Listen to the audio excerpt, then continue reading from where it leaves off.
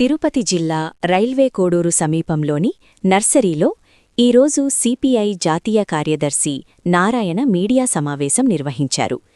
ఈ సందర్భంగా ఆయన మాట్లాడుతూ భారతదేశాన్ని నక్సలైట్ రహిత దేశంగా మార్చాలన్న బీజేపీ ప్రభుత్వ విధానంపై తీవ్రంగా స్పందించారు.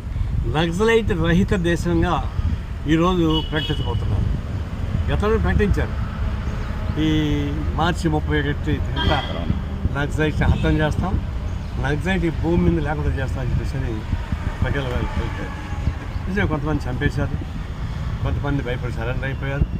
ఈరోజు దాకా సరెండర్ అయిన వాళ్ళని కాపాడుకుంటాం. రేపటి నుంచి కన్నా సరెండర్ కాకుండా ఉంటే వాళ్ళు చంపేస్తామని చెప్పేసి మనం ప్రకటిస్తున్నాం. నేను చెప్పేది ఒకటే, అసలు నక్సలైట్ థియరీ అది వేరు. ఈ నక్సలైట్ చంపడం అనేది కరెక్ట్ కాదు, అది అయిపోయింది. ఇప్పుడు సరెండర్ అయ్యారు. సరెండర్ అయ్యే పని ఏంటి? వాళ్ళు ఎట్లా చేస్తారు? మీరు వాళ్ళు అడ్డు నుంచి వచ్చారు, మీకు సరెండర్ అయ్యారు గవర్నమెంట్కి. వాళ్ళకి ఆలన పాలన లేదు, వాళ్ళకి విశ్వాసం లేదు. వాళ్ళు 10 మందితో కలిసేటికి అవకాశం లేకుండా ఆన్సర్ పెడతా ఉన్నారు. ఎందుకు ఆన్సర్ పెడుతున్నారు? వాళ్ళు ప్రతిపాదన పెట్టుకుని తిరగడం లేదు. జనసేన కలిశారు. వివిధ ప్రజానికాన్ని కలవడానికి వాళ్ళకి హక్కు ఉంది, స్వేచ్ఛ ఉంది, సంతృప్తి ఉంది.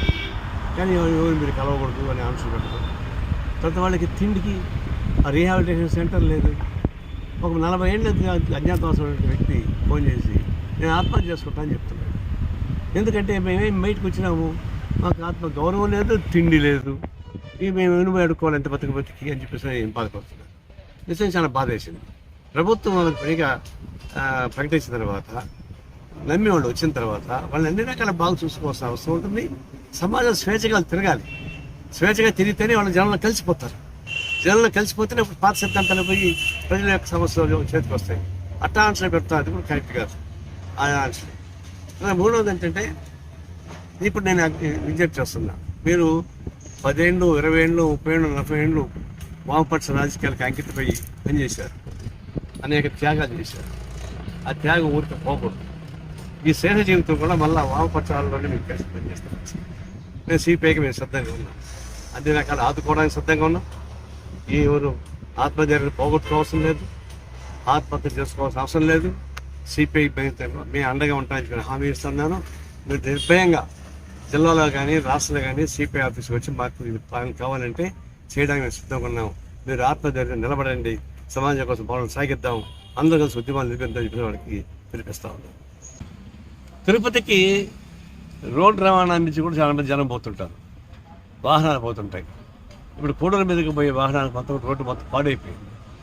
అది గుర్తలు పిట్ల అయిపోతున్నాయి, చాలా కష్టం.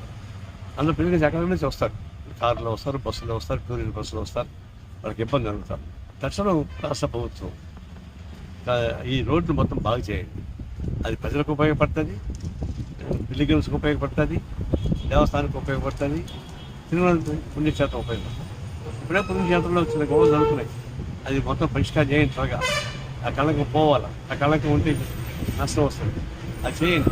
అదే సందర్భంలో రవాణాకు ఉపయోగపడేటువంటి నమస్కారం అండి.